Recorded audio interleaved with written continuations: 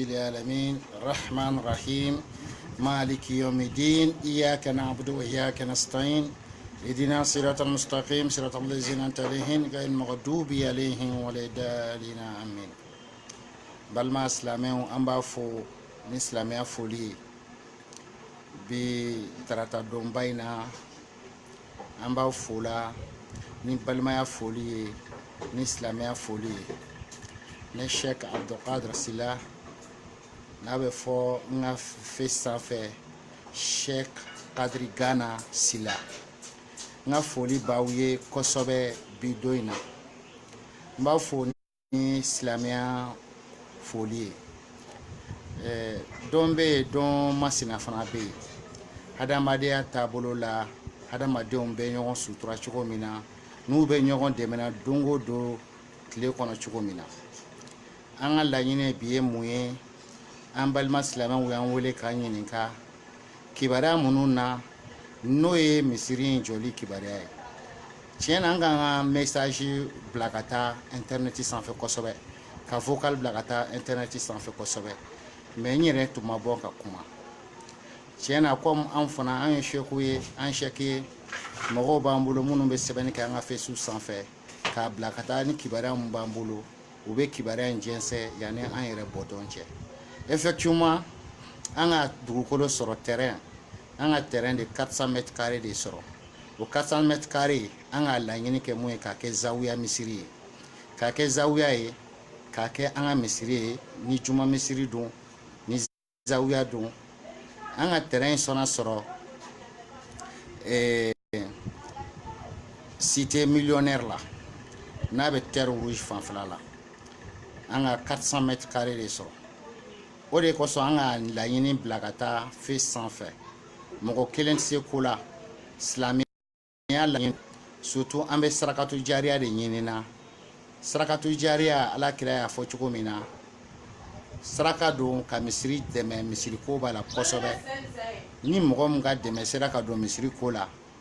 k'a yira ala la ala ka mun fɔ ko saraka fasɔn ni ala sɔnna ma hali ni banna a nɛɛma bɛ s'i ma a barika bɛ s'i ma ni maa ma selilaw misiri kɔnɔ e bɛna karama sɔrɔ e bɛna daraja sɔrɔ o misiri in hɔrɔma kɔnɔ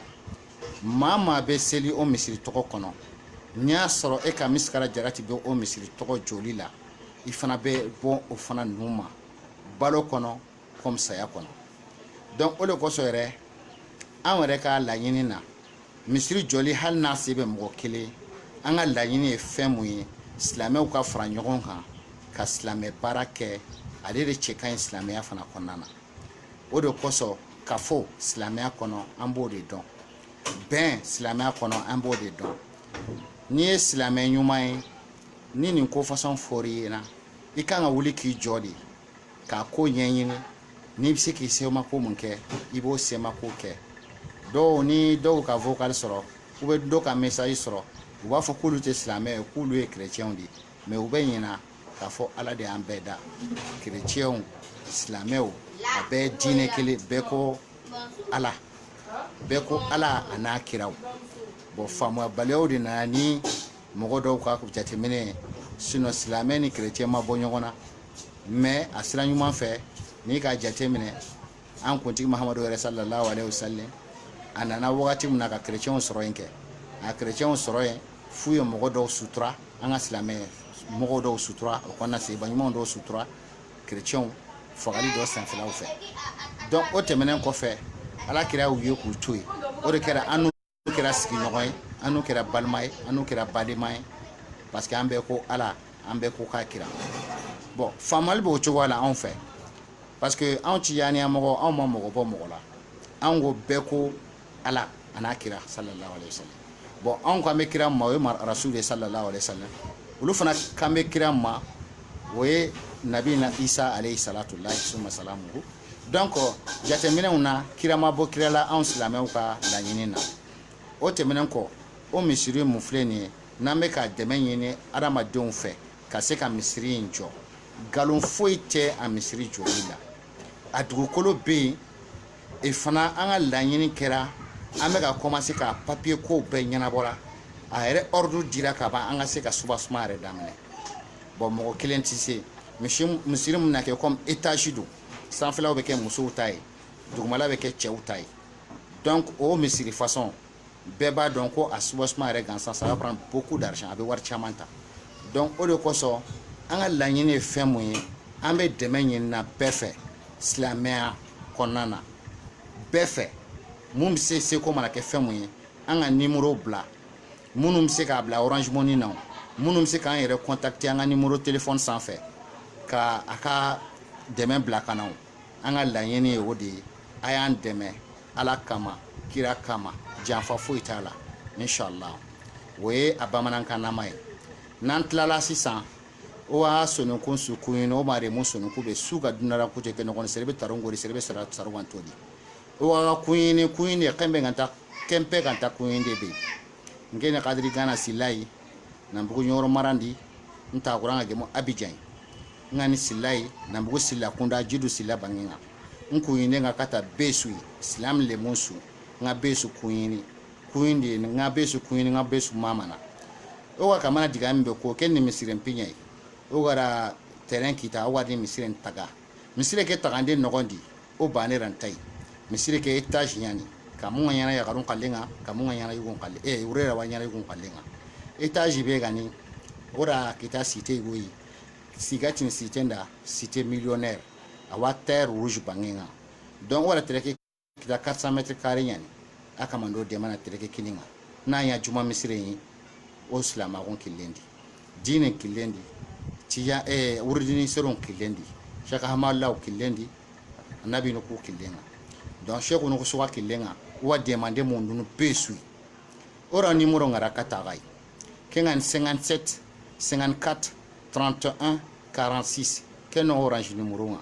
serebe meganta kemunda alla wakali ke numéro bane kama ora na se an katno dema mo gombe an katnan an mun na kun ka haywana na kun ko yanga an katna se ko be nya alla golendi arna ananya alla golendi ora occasion kini pesu islam enunsu wa besu kuin na uture ma France na uture ma Amerique na uture ba Bamako na uture Abidjan men nogondi hilo na Malienu su be su ni se konya ke misire takandendi parce que ona nyana soninka misire nyai ora nyana mare misire nyai ora nya Allah fare misire sallallahu alaihi wasallam sheikh nusu misire nyai o wa ken ko nagada ken dangi halle o ga ni sora be to be wutu na ke diga men kagada naga demande mundu kata to bure heti Allah ti i qur'anin nogondi ti sarakatu jariya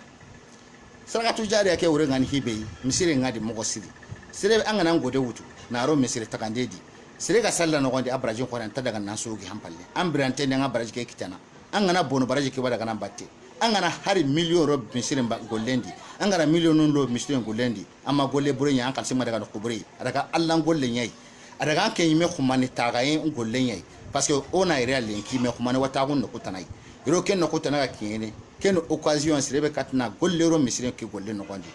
jamana lemunu jamane sonunku butte ngoku ukuni butun seru nyai ora way golle nyana kebe gani Allah faren gollenga uga mamana uga besu tirndini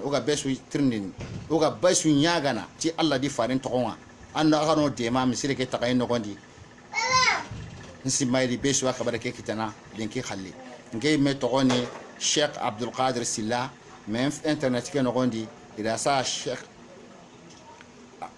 Qadri Gana Silla kadri gana ke to hureta nai parce que ko togonu kadri ke aga benya no ka ke no gondi siranga anga daga anga tawo jawane be kam wati na khirti ken to gonga o sarana ko yinga tawo gana ke yanda nya wati boy inshallah nko inde ngaga kama mama inde ngaga kama ngabe su kuyini agasu ngabe su kuyini soni kenga no kusu duna no kusu hibe taronga tindi ke bare ka gana ko me daga ano de mati Allah di farende mayenga misire ke programme wa munana jopa me demander o maken kita hilo o wanya gande munna ga ka mako ya gundi abiyan no gondire aga sonin ko benu waire karo de ma mako sirona kata misire ke taka o kana tu ora misire taka na kino shokuma inshallah akato ngaya pay munu besu maka nga besu yan pay munu sire ga digam ke famu siri sire ga mun datu nan no kubeka nga Abidjan markori masira nan palle famille sila be ganu demba sila kore aro banaka usila wala nkene ken kore gwai donc mugoyen tayi jambayin tayi har banega ci ton kille nyani assalamu alaikum ta'ala wa barakatuh. Ok, mutane da suke ji Hausa kuma muna gashi da ku sosai, muna buku gasuwa ta musulunci, muna muku gasuwan da mafi mai albarka, muna gashi da kowa wanda duka suke ji Hausa tare da abinda muke nan a fadi yau da safe nan. Mun yi gasuwa ta musulunci muka gama, muna so mun gwada da mutane kama mun samu kasa na jina masallaci manzon Allah sallallahu alaihi wasallam muke so mu jina kenan. Shi wannan magana muka fara da safe nan, kasan na mun samu ya ma dan juma, amma kasan na yanzu muka so mu fara jina kasan nan ya zama masallaci na zawiya na ibadan Allah, na ibadan Rahmani, na ibadan Rasul sallallahu alaihi wasallam, na botan hanyar tijaniya kuma kware kan biskan shi, kan hanyar Ibrahim Yas kware kan biskan shi. Kenan ku Hausawa, balle ku Hausawa da kuke saurare na, kuke tare da ni dare da rana, na so ku ji magana nan da kyau, kuma abinda nake so ku ji magana da kyau. Batu sarakatu jariyan na mu Hausawa mun fi kowa san wannan hanyar nan, a taimaka Allah saboda Allah da Annabi, a yi masallaci saboda Allah da Annabi. Abinda yasa yau da safe na mun fito kan viskan wannan waya a gaya da mutane duka labarin da ake ciki, a taimake saboda Allah da Annabi wannan masallaci a samu a yi shi. Masallaci da kuma gidan bisa ne da yi, sama na maza bisa na mata. Kenan wannan masallacin na mun samu fili kama 400 meter kare. 400 meter kare na fili babban fili ne, shesa ana nema a fara jara wannan masallaci. Muna nema taimako gare da kowa wanda yake ji, wanda yake so yi da Allah da Annabi Allah. Muna so ku taimake mu don Allah, don Annabi Muhammad sallallahu alaihi wasallam, don albarkacin Shehu Ibrahim Yas, don albarkacin Shehu Tijani, albarkacin Shehu Umar Tal Futu. Muna nema cikin albarkacin kowa waliyen na dukan da suka wucewa a taimaka a yi batun masallacin nan da kyau. Wanda yake so ya taimake mu cikin waya, ga nomban da damu ba ku 57 54 31 46. Wannan nomban waya ne ake yi a sa kudi shi mu same shi mu yi aiki. Wanda kuma yake so ya ga mura kanmu, ya sa muna hannu ko ya je gani fili, iya kira mu akan wannan nomba no ka same mu, shi yasa shi mu je mu gwada maka fili. To mun kare wannan batun magana da yaren da muke ji kenan. Maintenant, chère personnalité, bonjour, c'est matin mercredi, je vous salue tout le monde. Je m'appelle Cheikh Abdul Qadir Silla, je suis à Marcory, sans fil. Notre grande famille se trouve à Masrana. Je vous salue très bien. Et ce matin, je suis sorti au raisonnement d'une aide financière musulmane que j'ai eu un terrain de 400 mètres carrés. Et c'est que j'ai trouvé ce terrain de 400 mètres carrés. J'envisage de construire un mosquée du prophète Mohammed sallallahu alayhi wa sallam. C'est pour ça que je demande un soutien à chacun, même si c'est 5 francs, même si c'est 10 francs.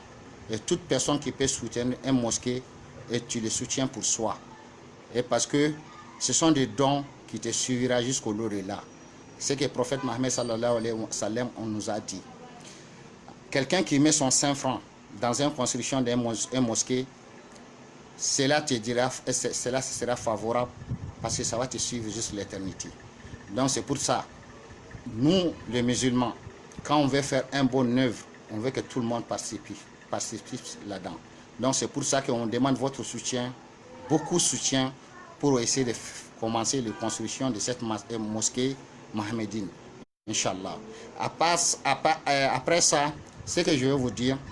dans l'islam on dit un don, c'est un sarakatu jariya. La sarakatu jariya, ça veut dire uniquement que le mosquée mosquée inclut là-dedans. La sarakatu jariya veut dire quand tu fais un don pour un mosquée ou bien pour participer à une construction d'un mosquée, cette aide que tu as fait, ça va te suivre jusqu'à l'au-delà. Et c'est pour ça qu'on donne l'occasion à toute bons musulmans, à tous musulmans, à tous croyants, vraiment de participer à cette construction de mosquée qu'on va faire à Terre Rouge et à une cité qui s'appelle le Cité Millionnaire. Donc, on a un 400 mètres carrés que dans bientôt, on va commencer la construction. On demande l'aide à tout chacun, musulman qui nous écoute, à tout Yanite qui nous écoute, à participer à cette construction. Que Dieu vous donne le courage de participer. Donc, à notre contact, d'abord, si les personnes qui voulaient nous aider, au moins si c'est par Western Union, tu peux rentrer en contact avec ce numéro 57 54 31 46. Si vous ne voulez pas, au moins vous pouvez aussi faire transfert Orange aussi Money. Donc ça peut se passer dans tout cela. Dans le cas contraire, si tu veux rentrer en contact avec nous-mêmes, il n'y a pas de problème. Le numéro là passe aussi, vient à moi-même, je vous répondrai. Et en cas de au moins que vous voulez voir aussi l'espace pour confirmer, il n'y aura pas de problème. Alhamdulillah Rabbil Alamin, Alhamdulillah Rabbil Alamin. Je crois que je suis bien écouté et vraiment, je vous souhaite bonne journée et puis partagez cette image beaucoup pour que les gens puissent contribuer dans cette construction de mosquée, Inch'Allah. Okay, that I'm greeting everybody from English country. That today morning time, I'm spray for my kids from construction from the mosque. The people, every people, you can participate for that construction mosque. I'm here English small. I'm trying to everybody to try to help me to that participation from the mosque for Prophet Muhammad sallallahu alaihi wasallam. And I'm greet everybody. I'm greet every Muslim from everywhere, and I'm salute to you for every yon dot about that mosque from Prophet Muhammad sallallahu alaihi wasallam. I'm greet everybody we see. Okay, thank you very much. Wassalamu alaikum wa rahmatullahi wa barakatuh. Bon balma silamɛw ni tu an ka kuma laban ye. Ok, an bɛ bɛɛ fo la. Donc silamɛw k'an wele kosɛbɛ k'an ɲininka an ka sɛbɛnni mun kɛ mun ye ɲininkali ye. Donc sisan an yɛrɛ bɔra ka kuma ninnu ɲɛf'u ɲɛna parce que danaya b'o de la. Mɔgɔ caman hakili la ko janfa siraw don. Janfa tɛ, foyi tɛ, ala ko de don. An bɛ dɛmɛ ɲinina lillahi rasul tɔgɔ kama. An t'a don da wɛrɛ foyi fɛ ni ala kira ka misiri ko in tɛ. Donc a danaya bɛ yen, a dugukolo bɛ yen, maa mun ma da la i bɛ wuli k'an yɛrɛ sɛgɛrɛ an bɛ taa kɛnɛ yir'i la an b'a fɛ ka baara daminɛ wagati kunkurunin na yanni san bɛ yɛlɛma an ka tila misiri la inshallah an bɛ dɛmɛ ɲini na aw bɛɛ fɛ ala k'an dɛmɛ